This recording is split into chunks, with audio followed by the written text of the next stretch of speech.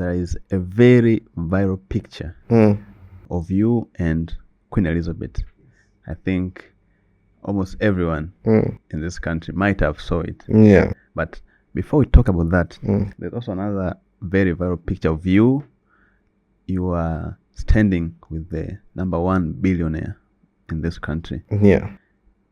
Also, you are with the president, Her Excellency, Madam Samia Suluhu Hassan.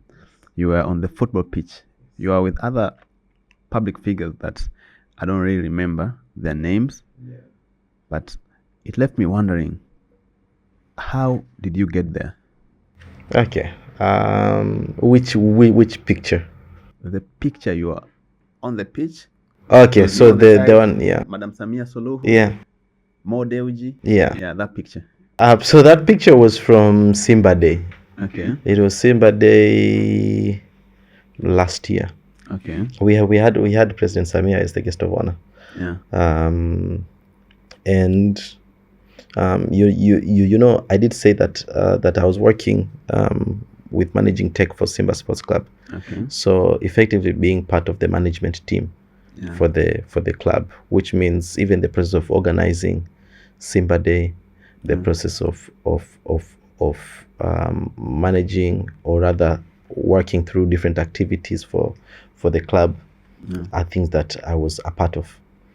And so the function of that photo was after President Samia came, she greeted the players, and then after that there was a photo now for the president, with our now board chair, Mr. Mohamed Dewji, and a few staff, which in that photo there was like 2 of us or 3 of us.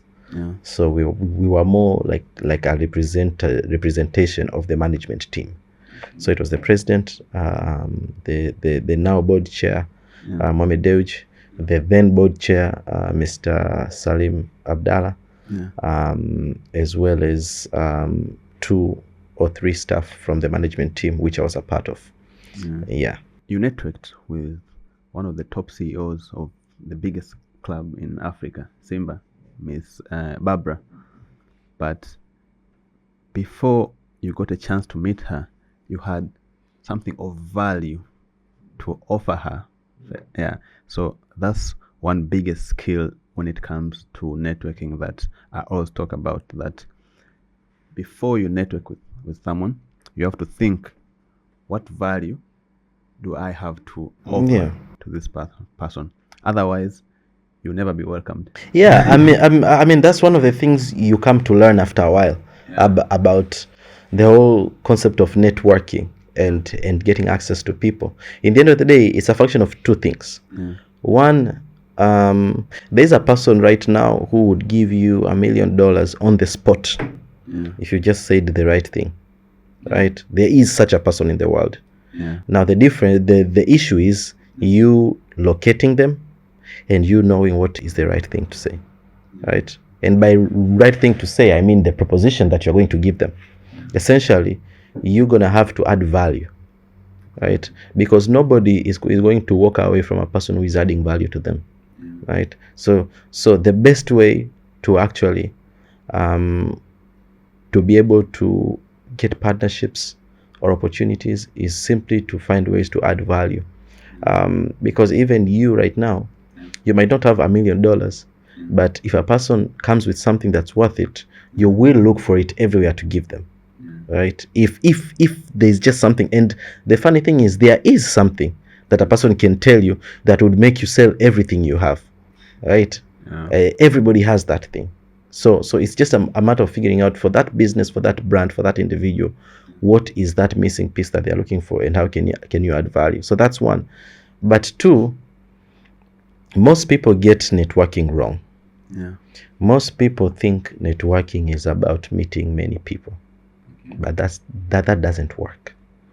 The best form of networking is to add value, is to have value.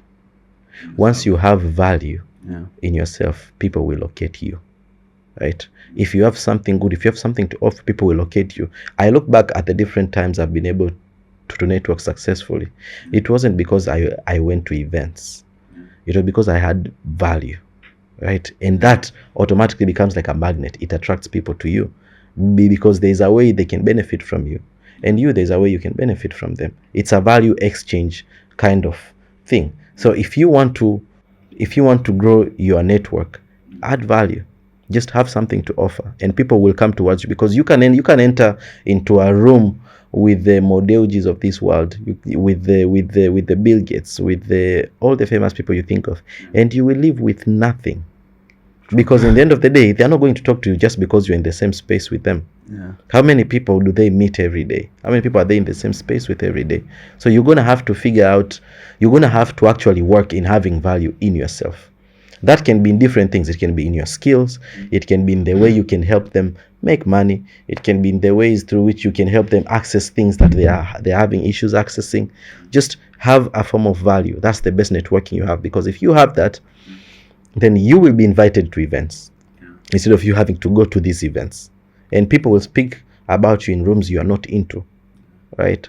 If you can just create value. So the best way you can do is first invest in yourself and think about, what value do I want to have? And the best place to start is thinking, what value does the world need right now? What value does my immediate surrounding need? If you can figure that out and you can make yourself good at that, then it's easy. It's easy for you to scale. Otherwise, if you just base it on your own presence in spaces, it's not going to work. Think about some of the most famous people in the country right now. Some of them, their value you might not find worthy. Yeah. You might say what they are doing is stupid on the internet. Yeah. What they are doing doesn't work. Yeah. But they have something to offer nobody else can offer. They can pull a crowd. Exactly. They can give you an audience. Mm-hmm. They can say something that people will listen to. And that in itself is value. It might not work for you, but it's the same thing that makes them have brand ambassador deals. It's the same thing that makes them being invited to a function by the president, right? It's all about creating value. So you need to figure out, what is your value? If you are you, would you want to hang out with you? You know, and what would you get from you? Because you have to be absolutely selfless. Most people operate from a very selfish perspective of saying, I want to get this. Well, what do people get from you? The moment you can figure out what is the value other people get from you, it's easy for you to approach with them and approach people from a point of strength than from a point of weakness if you want to have a meaningful relationship. How is that? Don't approach people with hopes that they will feel pity for you, or with hope that their good heart is what will assist you. That has a low chance of success, right? But if you approach them from a point of, this will benefit you, then you have a higher success rate. Like if I come to you and I tell you, hey, I need school fees, I'm supposed to study in uni, but my mom is sick and I need this and this and this and rent. I mean, sometimes it might work because I feel pitiful, but the success rate is very low. But if you come to me and say, hey, listen, I need about 2 million TZS. I don't have that money at the moment, but what I can do is I can be helping you prepare for your podcasts. I will work freely for you for the next 3 months. I will find guests for you. I will prepare the script for you. I will edit it for you, and I'll manage your social media for you. The only thing I ask is you pay this money up front, because I have to pay it somewhere else, right? And for you, you can think, okay, this actually works, and you're like, okay, here it is, because on the second side, you didn't rely on my goodwill. You actually brought value, something that I can depend on. It's the same thing for most relationships people try to form. When it comes to like work and business, you approach people with just what you want, and you're thinking about what they're going to get. And I personally try to avoid depending on people's goodwill, because that's not very reliable. What's reliable and what has proven to work is a mutually assured benefit. It's a transaction. I'm going to add this, I'm going to add this. That's how most people are able to raise money. That's how most people are able to raise support, is that I'm not asking you for a favor. I'm adding value to you, and you are going to have to add value to me. We need each other. We both win, right? It's the same thing. Remember the story I told you about how I got started with Simba? Yeah. It's the same thing. I made the cost of entry low. Okay. I made it very easy to say yes. Okay. It's that you have this issue. I'm going to fix it by morning. I'm not going to ask you to pay me anything. Okay. You don't have to risk anything by me doing this. Yeah. Right?